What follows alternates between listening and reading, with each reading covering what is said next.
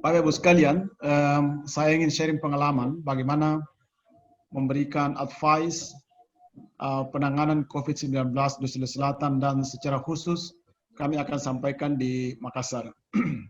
Baik, kalau kita lihat di Makassar, dalam 4 minggu terakhir sudah berubah zona dari zona merah ke zona orange.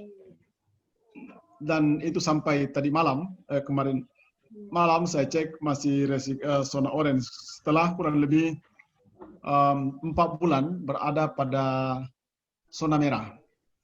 Nah, yang akan saya jelaskan berikut adalah langkah-langkah apa yang dilakukan dalam upaya untuk menangani COVID supaya zonanya itu berubah dari merah ke orange dan kita usahakan untuk bisa pindah ke kuning saat sekarang ini.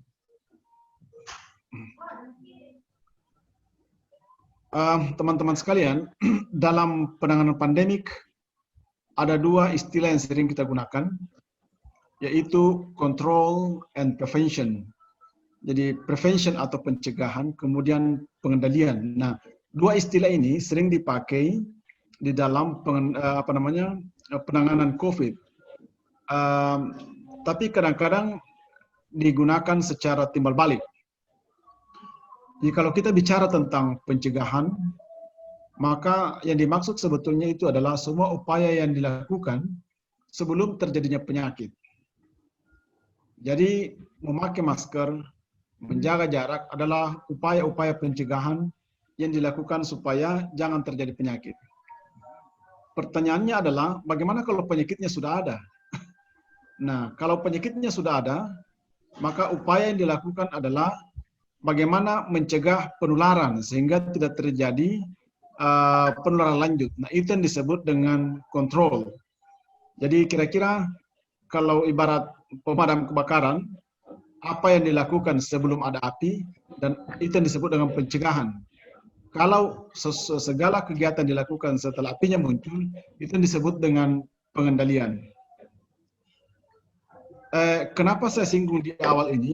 Karena kadang-kadang orang menggunakan strategi pencegahan, hal sebetulnya yang dia maksud itu adalah pengendalian.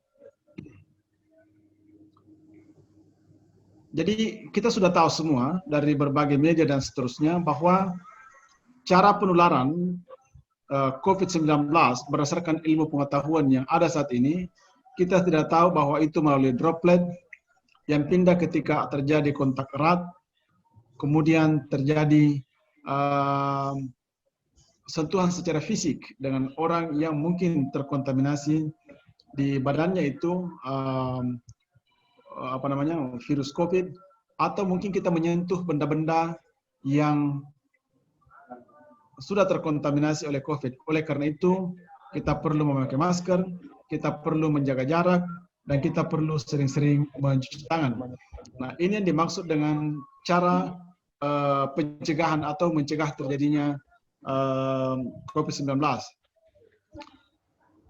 Nah, kalau sudah ada kasusnya, apa yang harus dilakukan? Nah, ini prinsip yang perlu kita ketahui, bahwa penularan dari orang ke orang itu hanya terjadi kalau terjadi kontak antara mereka yang memiliki atau ada virusnya dengan orang yang sehat. Jadi tidak sama seperti penularan yang lain seperti kalau vector-borne disease, di mana penyakit itu ditularkan oleh vektor. Ini ditularkan dari orang ke orang. Jadi prinsipnya adalah kalau kita ingin mengendalikan, harus dipisahkan antara mereka yang ada virusnya dengan mereka yang sehat. Karena dengan cara itulah kita bisa mencegah penularan lanjut dan untuk mengendalikan wabah.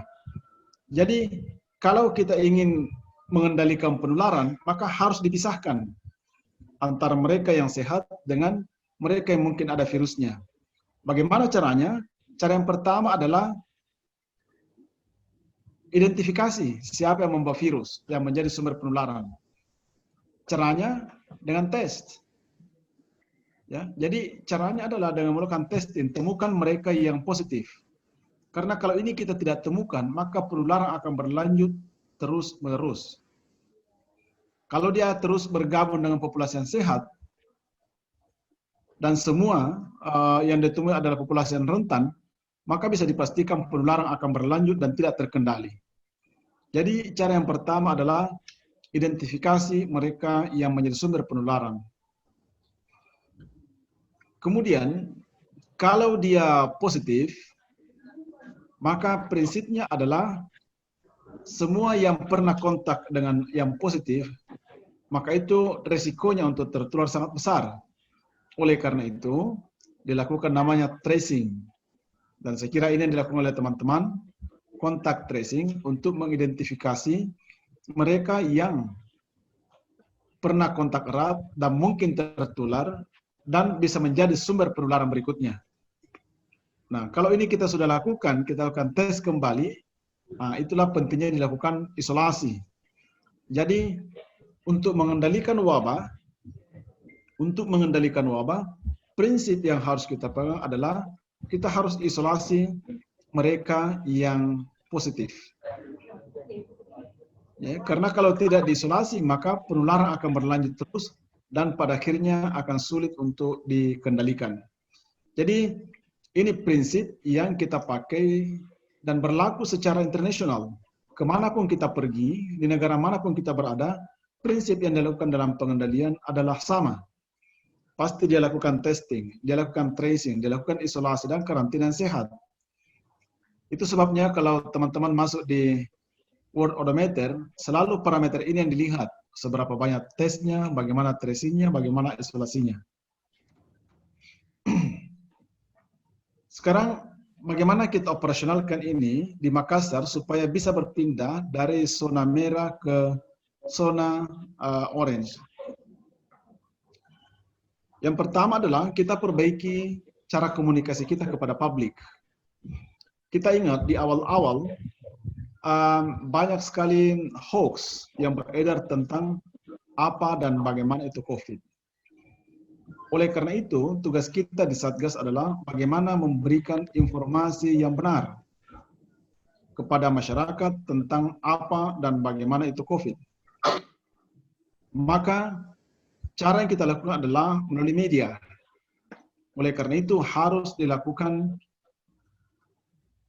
hubungan yang baik dengan media, kemudian pengambil kebijakan harus mendapatkan informasi yang benar tentang apa dan bagaimana itu COVID, sehingga dia juga bisa menyampaikan informasi itu kepada publik, terutama dalam menginformasikan strategi apa yang dilakukan dalam melakukan penanganan. Jadi komunikasi publik di dalam penanganan pandemi itu memegang peran penting, terutama untuk memberikan informasi yang benar kepada publik, dan publik juga bisa mendapatkan informasi tentang strategi apa, kebijakan apa yang akan dilakukan oleh pemerintah menghadapi situasi pandemi sekarang ini. Jadi ketika saya mendampingi Makassar dalam menangani COVID, salah satu yang saya sarankan adalah bagaimana membina hubungan baik dengan media, menyampaikan informasi terbuka kepada media, dan menyampaikan informasi situasi terkini tentang COVID-19 melalui media. Itu yang pertama. Yang berikutnya adalah tidak semua orang mengerti tentang apa itu COVID-19. Stakeholder juga demikian. Jadi di dalam Satgas itu kan ada banyak, ada kepolisian, ada tentara, kemudian ada beberapa dinas-dinas yang lain. Dan ketika kita bicara tentang COVID, tidak semua memiliki persepsi yang sama tentang apa dan bagaimana itu COVID. Oleh karena itu, peran kita sebagai epidemiolog adalah bagaimana memberikan advice, bagaimana memberikan informasi yang benar kepada stakeholder sehingga kita memiliki persepsi yang sama, kita memiliki standar yang sama dalam pengambilan kebijakan penanganan COVID. Jadi sebagai tim epidemiolog, saya terlibat di dalam diskusi dengan stakeholder dalam pengambilan kebijakan, baik itu di pemerintah kota, dengan kepolisian, dengan tentara, dengan dinas-dinas kesehatan OPD lainnya, supaya mereka mengetahui situasi yang terkini dan bagaimana perkembangan dari COVID-19. Dari stakeholder yang terlibat harus juga diberikan advice, harus diberikan informasi yang benar tentang bagaimana COVID-19 saat ini.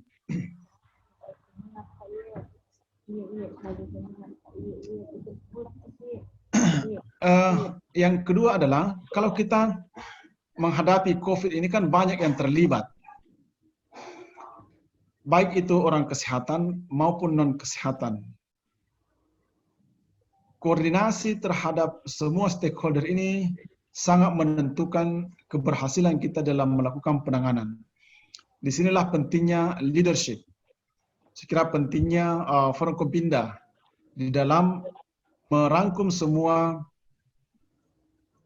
OPD, merangkum semua stakeholder yang terlibat supaya mereka berperan serta. Karena kadang-kadang orang melihat ini hanya sektor kesehatan yang penting. Dan di Satgas itu ada banyak di dalam, baik tentara, polisi. Nah, saya menyarankan waktu itu supaya dilakukan coordination meeting secara mingguan. Jadi setiap minggu kita melakukan koordinasi, evaluasi apa yang dilakukan, kemudian bagaimana cara melakukannya, dan apa yang akan dilakukan ke depan. Dan semua Satgas terlibat. Jadi kami melakukan itu setiap hari Senin sore jam 3:30 biasanya setelah ba'da asar di Gugus kita kumpul bersama mendiskusikan, kemudian memberikan keterangan pers.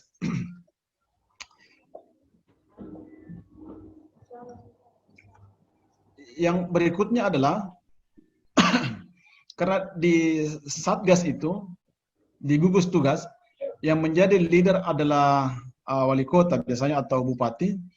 Bupati ini atau wali kota menurut saya harus mendapatkan informasi yang benar dan tepat tentang bagaimana perkembangan di Makassar dan kira-kira apa strategi yang mesti dia lakukan. Karena kan tidak semua bupati atau wali kota mungkin memiliki background tentang kesehatan. Nah, tugas kita sebagai advisor, konsultan ini adalah menjelaskan kepada beliau sehingga dalam mengambil kebijakan itu bisa lebih tepat. Jadi kami melakukan koordinasi dengan saya sebagai staf memberikan bertemu dengan wali kota. Dulu itu kadang-kadang sekali 2 kali seminggu. Saya mempresentasikan bagaimana situasi sekarang dan kita diskusi bersama kira-kira kalau situasinya begini apa yang harus dilakukan. Karena yang memegang otoritas di sini adalah wali kota. Dia yang harus mengetuk palu bahwa ini yang dilakukan, tapi masukan-masukan yang benar harus kita berikan kepada beliau sehingga beliau memiliki informasi yang detail dan jelas bagaimana situasinya dan informasi kebijakan apa kira-kira yang beliau perlu ambil supaya masalah ini tidak terlalu besar atau yang kata lain bisa terkendali.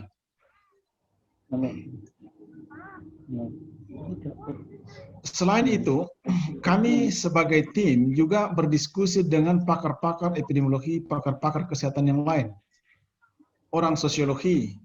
Jadi kami di tim juga berdiskusi dengan teman-teman yang ahli kesehatan lainnya. Karena kalau cuma satu yang berpikir, saya sendiri tentu berbeda kalau banyak masukan yang lain.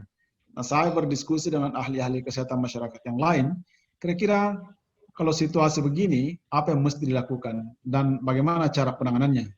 Jadi kami di Fakultas Kesehatan Masyarakat juga ada tim dari berbagai bidang termasuk ilmu-ilmu sosial. Ilmu sosial. Jadi bagaimana mengatasi permasalahan sosial yang muncul dengan adanya COVID. Karena ini kan bukan hanya persoalan kesehatan saja.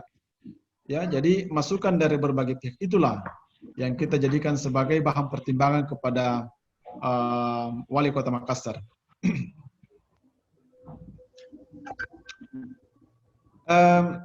Yang lain yang kami rekomendasikan adalah kami setiap Jumat sore selain koordinasi kita lanjutkan dengan press conference. Apa gunanya press conference adalah memberikan informasi kepada publik supaya mereka tahu perkembangan di Makassar itu seperti apa. Nah, pada saat press conference ini, yang kita undang itu adalah umumnya kepala-kepala dinas, para camat, dan media, koran-koran yang yang ada di Makassar. Kita undang supaya pada saat kita memberikan penjelasan tentang bagaimana situasi di Makassar saat ini. Jadi kami ada tim data khusus dari epidemiologi yang melakukan analisis epidemiologis. Bagaimana kondisi terkini di Makassar dan melakukan pengolahan data untuk menjawab beberapa pertanyaan-pertanyaan penting yang muncul dari publik atau dari OPD. Contoh, pertanyaan yang muncul pada waktu itu adalah, apakah sudah sebaiknya dibuka sekolah? Banyak diskusi pada waktu itu saya lihat, tapi umumnya adalah melihat keluhan dari orang tua yang mungkin sudah lama di rumah membantu anak-anaknya, dan kita bisa mengerti bahwa itu berat. Tetapi sebagai epidemiolog, apa yang kami lakukan adalah coba kita buka datanya. Seberapa adakah anak-anak sekolah atau anak usia sekolah yang menderita atau terinfeksi COVID-19. Dan setelah kita lakukan analisis data, kita sampaikan kepada publik, itu justru kami melihat data yang cukup mengkhawatirkan. Kenapa? Karena dari hampir 3 bulan saja data COVID-19 pada anak usia sekolah itu hampir kurang lebih 500 orang. Dan itu dalam situasi di mana sekolah belum dibuka. Nah, dengan adanya analis data ini bisa menjadi pertimbangan kepada Dinas Kesehatan, Dinas Pendidikan Kota Makassar, bahwa mungkin belum saatnya untuk kita buka, oleh karena data bukti yang ada saat ini belum mendukung untuk dilakukan pembukaan sekolah secara luring. Jadi anak-anak datang ke sekolah. Jadi itu salah satu fungsi dari press conference, media memberitakan dan publik juga tahu apa dan bagaimana situasi pada COVID-19 pada anak-anak. Dan itu setiap minggu biasanya berita tentang COVID Makassar itu dimuat di beberapa media berdasarkan hasil press conference. Jadi press conference setiap minggu, Senin sore jam 4 biasanya mulai. Ya, kita jelaskan situasinya, publik bertanya, camat bertanya, kepala dinas bertanya, kita diskusikan bersama. Dan kita siapkan data-data pendukung untuk menjawab pertanyaan-pertanyaan tersebut.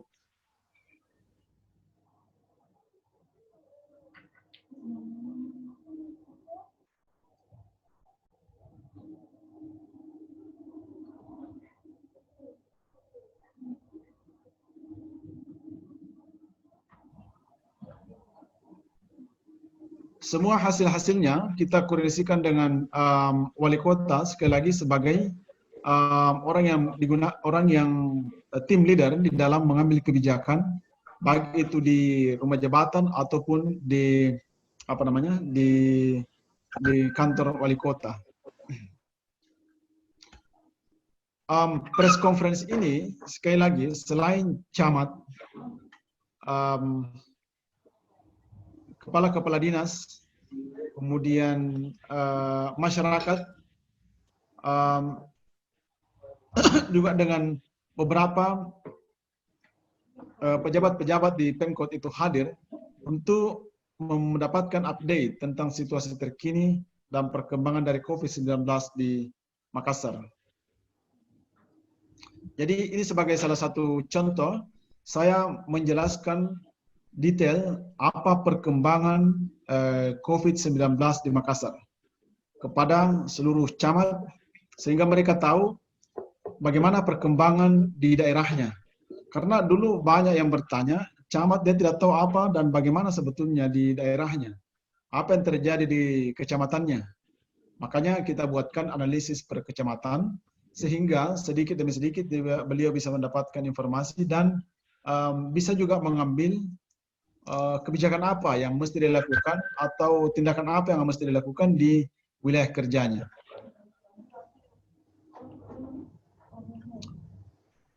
Jadi hubungan dengan media, koordinasi dengan seluruh stakeholder, ada press conference mingguan, dan yang tidak kalah penting terkait dengan tracing tadi itu adalah kami dari Fakultas Kesehatan Masyarakat memberikan tenaga bantuan karena kami menyadari tidak mudah bagi tenaga kesehatan kita untuk melakukan kontak tracing atau kegiatan-kegiatan di luar dari yang rutin dia lakukan dalam jangka waktu yang lama. Kami tahu bahwa mungkin sebagian dari mereka nanti akan ada yang positif. Sebagian dari mereka mungkin akan ada kelelahan dan butuh istirahat. Maka kami memberikan bantuan tambahan. Jadi alumni kita atau mahasiswa kita yang sudah selesai, yang hampir selesai, kita berikan tambahan di Kota Makassar sebanyak 30 orang untuk membantu di puskesmas-puskesmas melakukan kontak tracing. Dengan cara ini, coverage tentang tracing bisa kita tingkatkan, kita tambahkan data management supaya bisa memudahkan dinas kesehatan di dalam mengolah data-data individu yang masuk. Kemudian kita lakukan digitalisasi format tracing sehingga data itu bisa masuk secara online dan mudah kita lakukan analisis.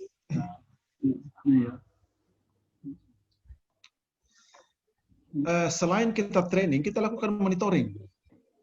Jadi kita diskusikan dengan kepala dinas dan kepala puskesmas apa yang kita lakukan.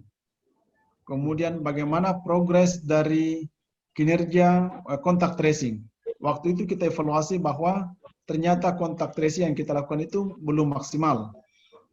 Coverage atau jumlah kontak yang kita identifikasi masih lebih sedikit dari yang seharusnya kita tracing, maka kita lakukan diskusi dengan dinas kesehatan bagaimana meningkatkan kinerja tracing ini.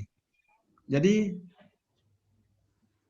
monitoring terhadap apa yang kita lakukan memegang peran penting untuk memastikan bahwa seperti yang kita rencanakan itu jalan dengan bagus. Kemudian kalau ada hal-hal yang terjadi di lapangan bisa dicarikan solusinya.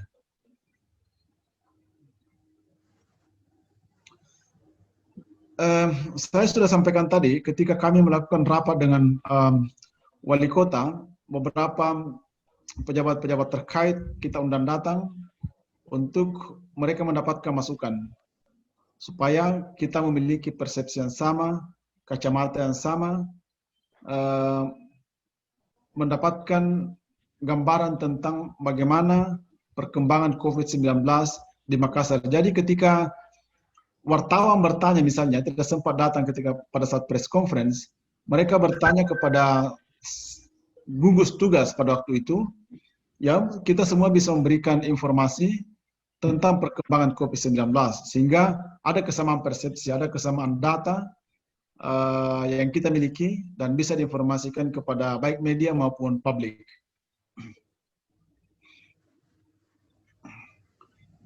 Yang lain adalah mengkoordinasikan penanganan pada tingkat provinsi dan pada tingkat Pemkot. Jadi ada sinergitas antara apa yang kita lakukan di Makassar itu kita diskusikan dengan pemerintah Sulawesi Selatan. Kebijakan apa yang dilakukan di Pemprov dan bagaimana menerjemahkan di Sulawesi Selatan. Kenapa ini kita lakukan? Karena di awal-awal itu di Sulawesi Selatan kira-kira 70-80% kasus yang ada di Sulawesi Selatan itu terjadi di Makassar. Oleh karena itu kita lakukan sinergitas, kita lakukan diskusi bersama bagaimana membantu Makassar dalam menangani COVID-19. Bagaimana melingkan antara tracing yang dilakukan di Makassar dengan isolasi atau wisata duta COVID yang ditangani oleh pemerintah Provinsi Sulawesi Selatan. Bagaimana melakukan sinergitas, yang bagaimana SOP-nya kalau ada yang ditemukan positif, bagaimana menyampaikan kepada penanggung jawab duta wisata COVID di pemerintah Pemprov, sehingga ini kita bisa lakukan bersama. Dan misalnya kalau ingin meningkatkan jumlah testing di Makassar, bagaimana support yang dilakukan oleh pemerintah Sulawesi Selatan.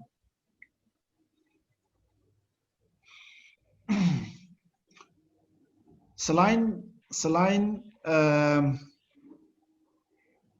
camat, media, kita juga sekali-kali melibatkan tokoh masyarakat ketika kita melakukan press conference dan rapat koordinasi. Dan ini adalah rapat koordinasi yang dilakukan dengan lembaga masyarakat desa, apa namanya, di tingkat kelurahan. Ya, saya tidak ingat persis, tapi waktu itu kita melihat bahwa seluruh komponen harus terlibat. Jadi bukan hanya tenaga puskesmas, bukan hanya Pak Camat, tetapi komponen masyarakat yang lain, tokoh-tokoh agama, tokoh-tokoh masyarakat harus dilibatkan semua, bukan hanya dalam penegakan kedisiplinan dalam protokol, tapi bagaimana mereka mensupport strategi utama dalam pengendalian. Misalnya bagaimana mensupport tentang adanya testing, bagaimana mensupport untuk pelaksanaan tracing, bagaimana mensupport pelaksanaan isolasi. Karena Bapak Ibu mungkin masih ingat, dulu di Makassar penolakan terhadap tes itu sangat besar, dan kita lihat spanduk di beberapa tempat masyarakat menolak untuk dilakukan tes. Itu karena salah satu masalah yang kita lakukan, yang muncul waktu itu adalah komunikasi kita dengan media tidak terlalu bagus, pelibatan masyarakat tidak maksimal.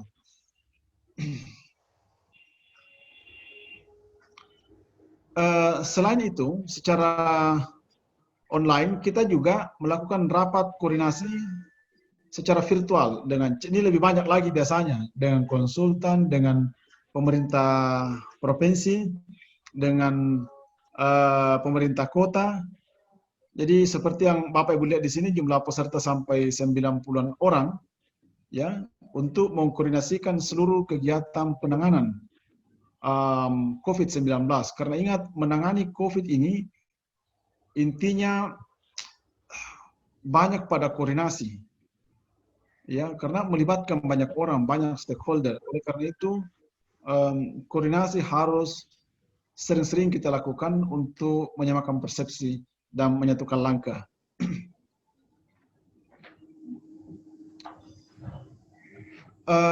Bapak Ibu sekalian, salah satu yang kami usulkan waktu itu adalah terbitnya Perwali nomor 36 tentang penerapan protokol kesehatan, bahwa seluruh OPD, seluruh camat diwajibkan untuk memonitoring pelaksanaan protokol kesehatan di Kota Makassar. Nah, pertanyaannya adalah siapa yang harus memonitor, OPD apa, di mana dia akan monitor, dan bagaimana monitoring dan evaluasinya. Nah, kami waktu itu mencoba membuat sistem supaya siapa yang memonitoring apa dan di mana bisa terrekord. Maka kami mencoba membuat mekanisme pelaporan secara online. Dan kami bisa monitor siapa yang melaporkan apa dan di mana. Sebagai contoh, Bapak Ibu dilihat di sini kan, sehingga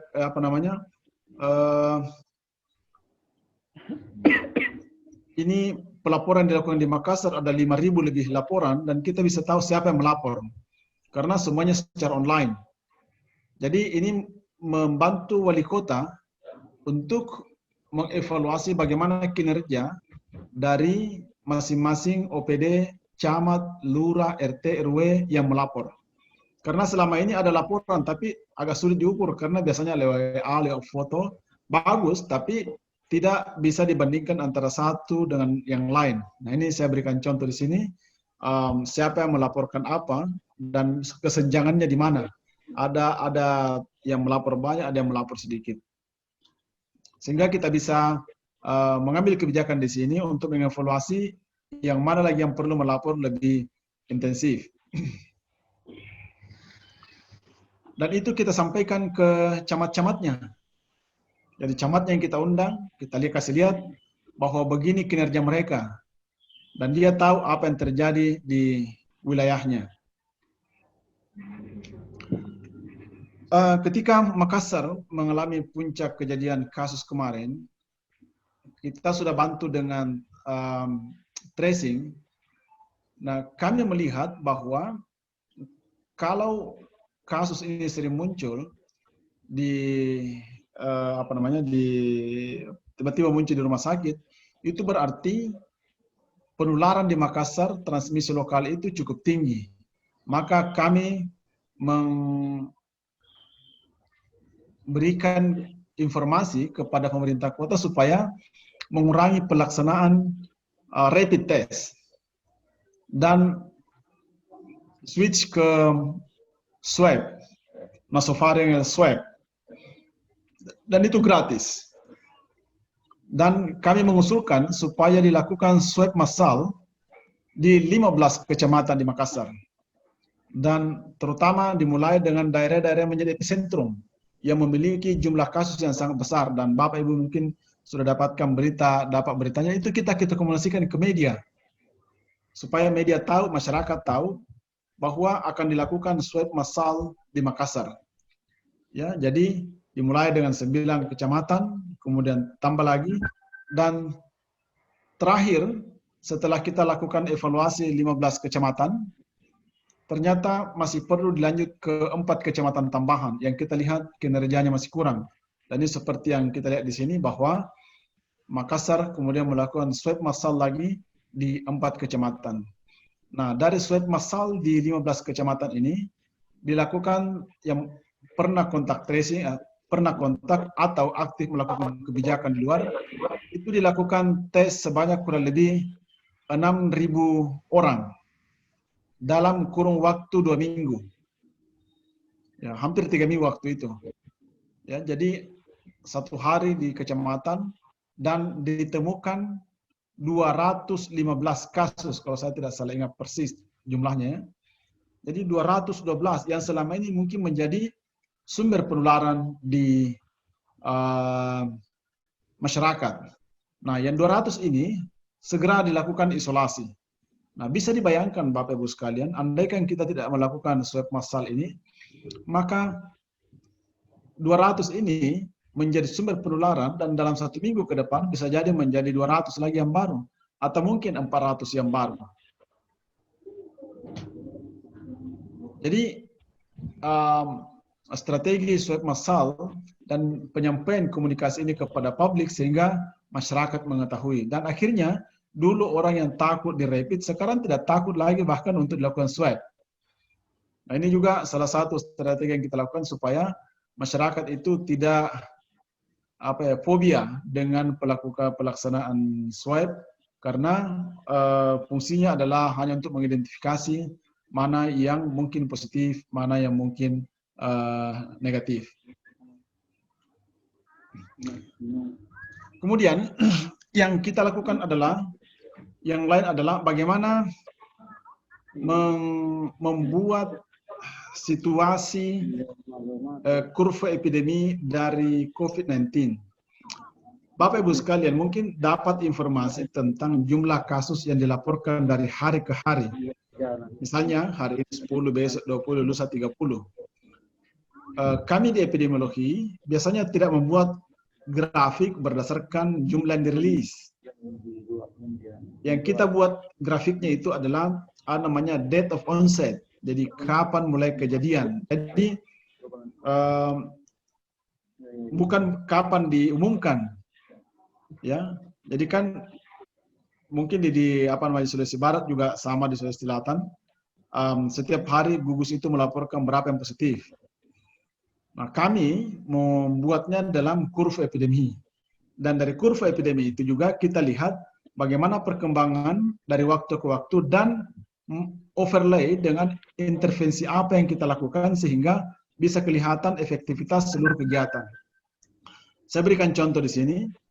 Ini adalah ketika PSBB 1 dan 2 di Makassar, yaitu kira-kira pada pertengahan sampai akhir April ya. Kemudian terjadi ada Idul Fitri, dan ketika PSBB selesai Ramadan, Idul Fitri, sepertinya orang tidak terkendali untuk melakukan aktivitasnya. Dan apa yang terjadi? Kita lihat di sini terjadi peningkatan yang sangat signifikan terhadap jumlah kasus. dan puncaknya itu adalah ketika pada bulan-bulan akhir Juni Juli itu jumlah kasus per hari ya kira-kira paling sedikit 100-an per hari. Maka melihat situasi ini kemarin yang saya sampaikan tadi kita keluarkan kebijakan untuk Perwali nomor 36 tentang adanya surat keterangan kalau mau keluar dari Makassar. Mungkin dulu Bapak masih ingat tentang adanya penjagaan di perbatasan, kemudian penegakan protokol kesehatan. Nah ini ketika naik lagi di sini, kita rekomendasikan untuk melakukan tes masif di 15 kecamatan. Ya, terjadi penurunan sampai di sini.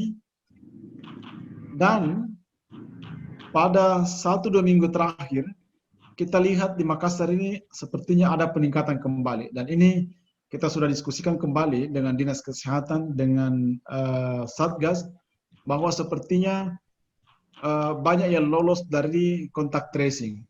Kenapa? Karena kami evaluasi di beberapa rumah sakit, kadang-kadang muncul 1 atau 2 kasus yang bukan berasal dari kontak tracing. Karena tiba-tiba saja orang datang ke puskesmas di rumah sakit dan dites dan ternyata positif. Dan kalau itu terjadi, artinya penularan juga masih masif. Nah, oleh karena itu kami rekomendasikan kembali bahwa sepertinya perlu dilakukan swab massal kembali untuk mengidentifikasi orang-orang yang mungkin positif dan sekarang aktif mungkin kembali bekerja atau aktif berkeliaran di masyarakat. Kita melakukan menghitung reproduktif numbernya, angka reproduktif efektifnya untuk melihat apakah terjadi peningkatan yang berpotensi untuk eksponensial atau tidak. Jadi setiap minggunya kita lakukan perhitungan harian, ya, apakah terjadi peningkatan kurang dari 1 atau lebih dari 1. Biasanya kan yang dievaluasi untuk merubah zona, kalau dia kurang dari 1 dalam 2-3 minggu berturut-turut. Nah ini sebetulnya Makassar itu berpotensi masuk ke kuning pada minggu yang lalu, tapi melihat kejadian terjadi peningkatan pada 2 minggu terakhir, maka kemungkinan untuk pindah zona tertunda atau mungkin belum bisa masuk. Karena saya malah curiganya kalau ini tidak dilakukan treatment yang cepat, maka ini bisa naik kembali sama seperti ketika terjadi di sini.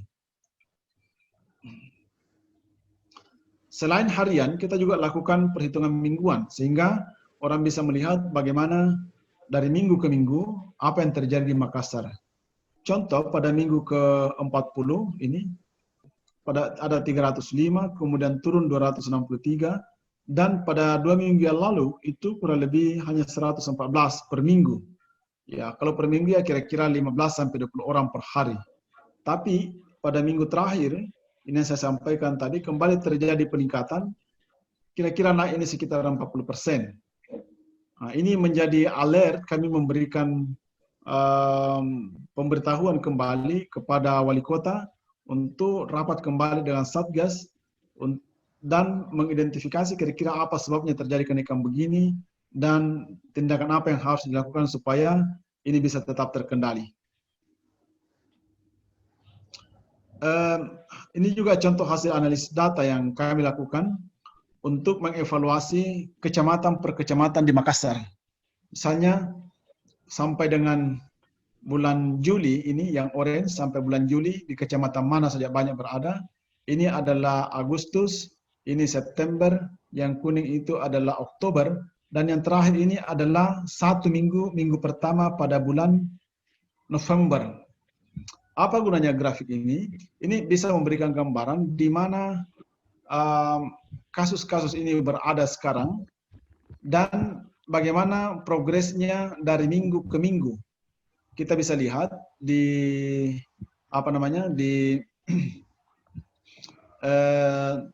minggu kemarin ini misalnya ini ya, yang paling banyak mengalami penurunan itu adalah Panakukan, ya, dari 170 turun ke 90, kira-kira hampir 80% terjadinya penurunan dalam 1 bulan. Dan kalau kita lihat selama minggu pertama, yang paling November ini, Biringkanaya mengalami peningkatan kasus yang cukup tinggi dibandingkan dengan beberapa kecamatan yang lain. Jadi ini bisa menjadi informasi kepada para camat untuk mengetahui apa yang terjadi di wilayah masing-masing. Tentunya ada banyak data yang lain yang kita berikan dalam bentuk peta, tapi ini hanya sebagai contoh dari analisis data yang kita berikan kepada mereka. Kira-kira begitu pengalaman kami dalam memberikan pendampingan kepada Makassar. Bagaimana bisa berubah dari merah ke kuning ke orange, langkah-langkah apa yang kami lakukan, baik itu sifatnya untuk mencegah penularan maupun untuk pengendalian, dan yang sifatnya manajerial untuk melakukan coordination meeting, hubungan dengan media, memberikan informasi kepada publik, dan tentunya adalah menyiapkan data epidemiologis yang bisa digunakan dalam kebijakan. Saya kembalikan kepada moderator.